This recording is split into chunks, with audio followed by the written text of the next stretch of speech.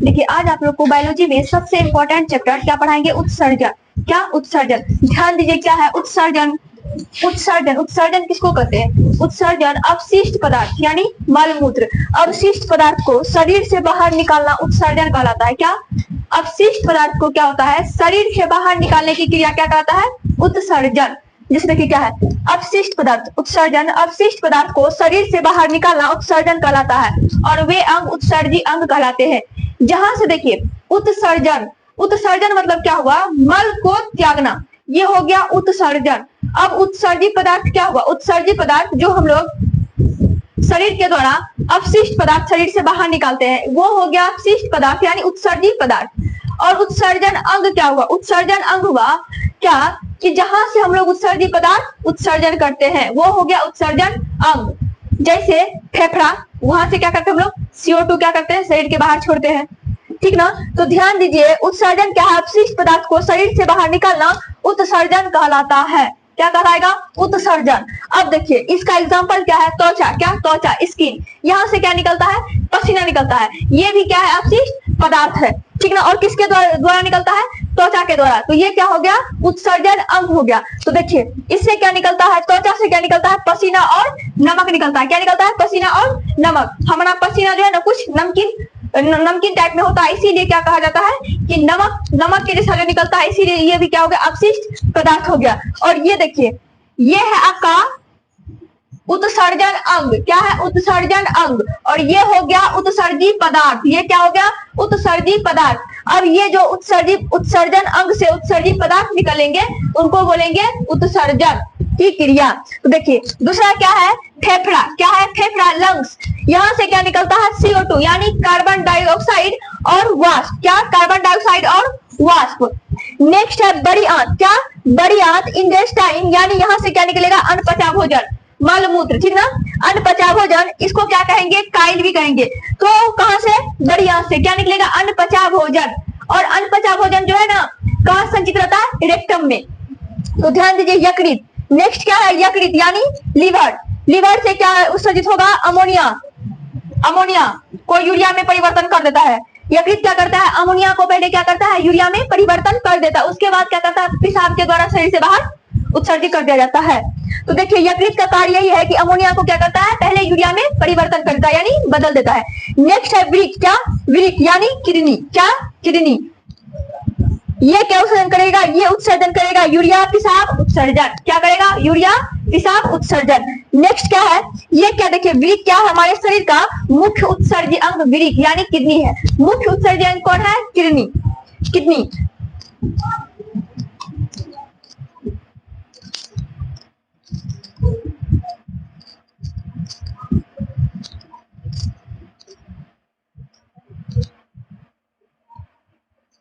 देखिए अब किडनी यानी गुर्दा, इनका मुख्य कार्य क्या होता है। तो ध्यान दीजिए कि किडनी के बारे में हम कुछ मुख्य बातें बताएंगे। देखिए किडनी क्या है, ये है शरीर का सबसे मुख्य उत्सर्जी अंग, कौन है किडनी। नेक्स्ट है ये क्या करता है, रक्त को सिर्फ और सिर्फ छानता है, क्या करता है, ये रक्त को क्या करता है छान देता है, रक्त को क्या करता है छान देता है, उसमें विटामिन प्रोटीन सब सहित क्या करता है छान देता है, वो जो है ना पूरी तरह से फिल्टर नहीं करता है। उसके बाद इसका शुद्धिकरण यानी फिल्टर कौन करता है, फेफड़ा करता है। तो ध्यान दीजिएगा कि रक्त को ये करता क्या है, सिर्फ छानता है, कौन किडनी। लाइसिस विधि से, डायलिसिस विधि से, किस विधि से, डायलिसिस विधि से क्या करता है छानता है। हमारी किडनी में जो है ना डायलिसिस होता है। तो ध्यान दीजिए यदि किसी व्यक्ति का किडनी खराब हो जाए तो वो डॉक्टर के द्वारा क्या करता है डायलिसिस विधि से अपना किडनी साफ करवाता है। तो ध्यान दीजिए कि पेशाब निर्माण, क्या इसका कार्य क्या है, पेशाब का निर्माण करना, क्या पेशाब का निर्माण करना, एसिड यानी अम्लीय पदार्थ एंड बेस, क्या क्षार, पीएच को क्या करता है नियंत्रित करता है, क्या करता है पीएच को नियंत्रित करता है। जैसे हमारे शरीर में अम्ल ज्यादा हो गया, क्षार हो गया, तो वो क्या करेगा उसको मैनेज करके रखेगा, उनका मतलब देखभाल करेगा कि कितना ये जो एसिड और बेस यानी हमारे शरीर में एसिड ज्यादा होगा उनको कम करेगा, बेस ज्यादा हुआ तो उनको कम करेगा, एसिड बेस ये सबको क्या करेगा मैनेज करता है। तो ध्यान दीजिए क्या, और पीएच को क्या करता है नियंत्रित करता है, और जहर को क्या करता है निष्क्रिय करता है। हम लोग बोलते हैं ना कि शराब पीता है, यदि कोई व्यक्ति शराब पीता है तो क्या होता है उनका किडनी खराब होता है, नहीं। सबसे पहले देखिए किडनी क्या करता है, यदि शराब जाए या जहर जाए तो क्या करता है, उनको मारने का कोशिश करता है, जहर को या फिर ये शराब को। और लीवर क्या करता है, जैसे ही शराब देता है तो सबसे पहले किडनी भी खराब होता है, लेकिन सबसे पहले क्या होता है, लीवर यानी यकृत खराब होता है। उसके बाद क्या होता है, उसके बाद किडनी खराब होता है। यदि जहर हम लोग लेते हैं तो क्या होता है, सबसे पहले क्या होगा, लीवर खराब होगा, यकृत नहीं, किडनी नहीं, ठीक ना। लीवर खराब होगा यानी लीवर यानी यकृत ये खराब होगा, किडनी नहीं, किडनी बाद में होता है। इसमें क्या होता है, जहर को जो है ना निष्क्रिय करने की क्षमता होती है, किसमें, किडनी में। पहले किडनी खराब नहीं होता है। तो ध्यान दीजिए हमारे शरीर में किडनी की संख्या 2 होती है। किडनी की संख्या क्या होते हैं, 2 होते हैं। उनका भार क्या होता है, 140 ग्राम। क्या होता है, 140 ग्राम। और देखिए इसमें जो झिल्ली होता है उसका नाम है पेरिटोनियम। क्या, इस झिल्ली का नाम क्या है, पेरिटोनियम। और इनके बाहरी भाग को कहेंगे कार्टेक्स। क्या कहेंगे, कार्टेक्स। नेक्स्ट है आंतरिक भाग को कहेंगे मेडुला। क्या कहेंगे, मेडुला। और जब किडनी का प्रवेश द्वार, क्या, किडनी का प्रवेश द्वार, वहां उसका क्या होता है, रेनल हाइलम। प्रवेश द्वार पे ही रेनल हाइलम जो क्या होता है, अमोनिया अधिक होता है। प्रवेश द्वार पे ही सबसे ज्यादा अमोनिया रहता है। कहाँ, प्रवेश द्वार पे, जिनको कहते हैं रेनल हाइलम। अमोनिया वहां पे क्या होता है, अधिक होता है। प्रवेश द्वार पे क्या पाया जाता है, रेनल हाइलम, और वहां क्या होता है, अमोनिया अधिक होता है। नेक्स्ट क्या है, इसका इकाई, किडनी की इकाई यानी किडनी की यूनिट क्या होता है, नेफ्रॉन। क्या होता है, नेफ्रॉन। किडनी की इकाई क्या होगा, नेफ्रॉन। और किडनी में नेफ्रॉन की संख्या कितने होते हैं, 8 लाख। बहुत छोटे छोटे होते हैं, जिनको क्या होता है, हम नग्न आंखों से नहीं देख सकते। इनको क्या, इनको देखने के लिए सूक्ष्मदर्शी की सहायता से हम लोग नेफ्रॉन को देख सकते हैं। सोचिए कितना छोटे छोटे होंगे, जो किडनी में 8 लाख नेफ्रॉन पाए जाते हैं। कितने, 8 लाख नेफ्रॉन पाए जाते हैं। नेक्स्ट क्या है, यूरिन। क्या है, यूरिन। ध्यान दीजिए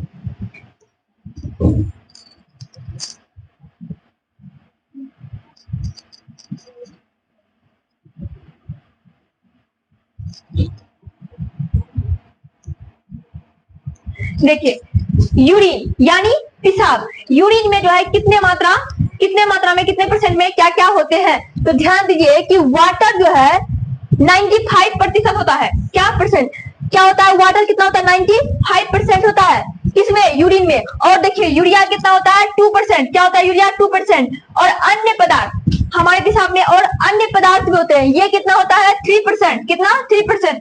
और इनका पीएच मान कितना होता है, इनका पीएच मान 4.8 होता है। क्या होता है, 4.8। तो इनका नेचर क्या हो जाएगा, अम्लीय हो जाएगा। क्या हो जाएगा, अम्लीय। 7 से कम है तो क्या हो गया, अम्लीय। और 7 से ज्यादा होता तो क्या होता, क्षार। तो क्या है, इनका पीएच मान क्या है, 4.8। और इनका नेचर क्या हो गया, अम्लीय। इनका स्वभाव क्या हो गया, अम्लीय। और पेशाब का कलर जो होता है ये होता है येलो यानी पीला। तो किसके कारण होता है, यूरोक्रोम के कारण। किसके कारण, यूरोक्रोम के कारण हमारा पेशाब क्या होता है, पीला होता है। यानी यूरिन क्या होता है, पीला यानी येलो होता है। और हमारा यूरिन जो है गंध करता है। क्या करता है, गंध करता है। किसके कारण, अमोनिया के कारण। किसके कारण, अमोनिया के कारण। और यही अमोनिया क्या करता है, यूरिया में बदलता है तो थोड़ा कम गंध करता है। यदि अमोनिया रहता है तो ज्यादा गंध करता है। एक बीमारी होती है जिसके कारण जो है अमोनिया यूरिया में नहीं बदल पाता है, तो उनका टॉयलेट क्या होगा, डायरेक्ट जो है गंध करेगा, क्योंकि उसमें अमोनिया अधिक पाया जाएगा। उसमें जो है अमोनिया यूरिया में बदल नहीं पाता है, इसीलिए। तो गंध किसके कारण करता है, अमोनिया के कारण ही गंध करता है। ध्यान दीजिए। उसके बाद क्या है, किडनी की बीमारी। किडनी की बीमारी मतलब हमारा गुर्दा जो है, इसकी बीमारी कौन कौन होती है।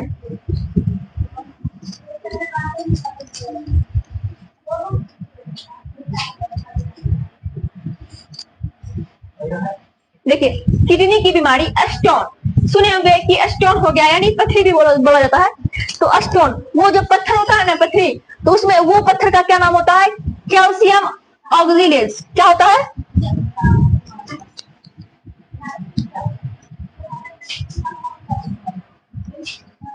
कैल्शियम ऑक्सीलेज। क्या होता है, वो स्टोन का नाम क्या होता है, वो क्या होता है, कैल्शियम ऑक्सीलेज। क्या, कैल्शियम ऑक्सीलेज। नेक्स्ट होता है यूरेनिया। क्या होता है, यूरेनिया। इसमें क्या होता है, पेशाब में क्या होता है, यूरिया बढ़ जाता है। यदि किसी व्यक्ति का यूरिया, पेशाब में क्या होता है, यूरिया बढ़ जाता है। क्या, यूरिन में यदि यूरिया बढ़ जाएगा तो क्या हो जाएगा, उनको यूरेनिया बीमारी हो जाएगी। क्या हो जाएगी, यूरेनिया बीमारी। अब है व्हाइट यानी गठिया। क्या, ग्वाइट यानी गठिया, इसमें क्या होता है, यूरिक एसिड बढ़ जाता है। क्या होता है, यूरिक एसिड बढ़ जाता है और साइनोवियल द्रव क्या होता है, घट जाता है। साइनोवियल द्रव क्या होता है, घट जाता है। देखिए क्या होता है कि हमारा शरीर में जहां जहां मतलब जोड़ है, जैसे यहाँ है, तो इसमें क्या होता है, साइनोवियल क्या, साइनोवियल क्या, जहां हमारा शरीर जोड़ है वहां क्या होता है, साइनोवियल द्रव भरा होता है। क्या होता है, साइनोवियल द्रव भरा होता है। यही जब हम लोग बुढ़ापे होते हैं तो क्या होता है, साइनोवियल द्रव घट जाता है। क्या होता है, साइनोवियल द्रव घट जाता है और यूरिक एसिड बढ़ जाता है, जिसके कारण क्या होता है कि हमारा हाथ जो है हर एक प्रकार से घूमना बंद कर देता है। ठीक ना, जब तक हमारे शरीर में साइनोवियल द्रव के कारण ही हमारा शरीर काम करता है फटाफट, जैसे बैठ सकते हैं, उठ सकते हैं, चल सकते हैं, दौड़ सकते हैं। ये जब घटता है साइनोवियल द्रव तो क्या होता है, हमारा शरीर ठीक से काम करना बंद कर देता है, ये घूमना बंद कर देता है। तो क्या कहते हैं इनको, ग्वाइट यानी गठिया हो गया, ये बुढ़ापे में होता है। ठीक ना, नेक्स्ट है, यदि किसी व्यक्ति, देखिए यदि किसी व्यक्ति का एक किडनी खराब हो जाता है, क्या एक किडनी खराब हो जाता है तो अच्छे से काम कर सकते हैं, जैसे हम लोग कर सकते हैं। एक खराब हो तो कोई बात नहीं है, चलेगा। लेकिन यदि दोनों खराब हो जाए तो क्या होता है, उनके माता पिता या पति पत्नी जो भी है, उनके रिश्तेदार रिलेशन, तो उनको क्या करता है, एक किडनी दान देता है। यानी एक किडनी क्या करता है, अपना निकाल कर दान कर देता है, उनको दे देता है। यदि दोनों खराब हो जाए तो, यदि एक खराब हो जाए तो कोई दिक्कत नहीं है, चलेगा। यदि देखिए, यदि आप मृत व्यक्ति का किडनी लेना चाहते हैं, यदि मृत व्यक्ति से किडनी निकालना चाहते हैं तो वो 48 घंटे, कितने, 48 घंटे के अंदर वो दूसरे व्यक्ति में डोनेट कर सकते हैं। 48 घंटे तक जीवित रहता है। तो ध्यान दीजिए क्या है, यदि मृत व्यक्ति का किडनी लेना हो तो 48 घंटे के अंदर उनको एक्सेप्ट कर दीजिए। ठीक है, यदि किसी व्यक्ति का एक किडनी खराब हो जाएगा तो चलेगा, यदि दोनों खराब हो जाए तो क्या होगा, कोई स्वस्थ व्यक्ति एक किडनी क्या करता है, उनको दे देता है। यदि मृत व्यक्ति से लेना हो तो 48 घंटे के अंदर ही, अन्यथा नष्ट हो जाएगा। तो ध्यान दीजिए क्या है आगे, मुख्य उत्सर्जी अंग क्या है, मुख्य उत्सर्जी अंग। तो देखिए मुख्य उत्सर्जी अंग क्या है, पादप या पैर। तो पादप या पैर में मुख्य उत्सर्जी अंग क्या है,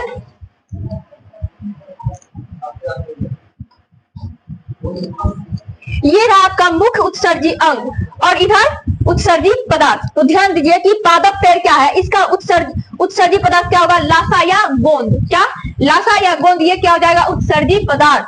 ध्यान दीजिए, यूरियोटेलिक क्या है, यूरियोटेलिक, इनका क्या होगा, यूरिया उत्सर्जन। क्या करता है ये, यूरियोटेलिक क्या करता है, यूरिया का उत्सर्जन करता है। एग्जाम्पल इसका हो जाएगा आपका स्तनधारी या स्तनधारी मानव या पशु। ऐसा नहीं है कि स्तनधारी कहने का मतलब लड़की नहीं, लड़का मनुष्य सब, मतलब इंसान पशु। स्तनधारी मतलब हो गया मेल फीमेल दोनों। तो ध्यान दीजिए स्तनधारी में क्या आ जाएगा, मानव और पशु। ये क्या करेगा, यूरिया का उत्सर्जन करेगा।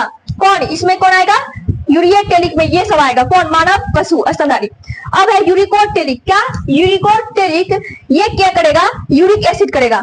ये सब क्या करेगा, उत्सर्जन, यूरिक एसिड। कौन करेगा, वर्ड सरीसृप। सरीसृप मतलब जो रेंगता है, जैसे सांप। ठीक है, यूरिक एसिड ये सब क्या करता है, सरीसृप सब, वर्ड क्या करता है, वर्ड सरीसृप यूरिक एसिड को उत्सर्जन करता है। नेक्स्ट है एमेनोटेलिक। क्या, एमेनोटेलिक, ये क्या करेगा, अमोनिया उत्सर्जन करेगा। जो अमोनिया उत्सर्जन करता है उनको क्या कहते हैं, एमेनोटेलिक। कौन करेगा, मछली और कीट। क्या, मछली और कीट।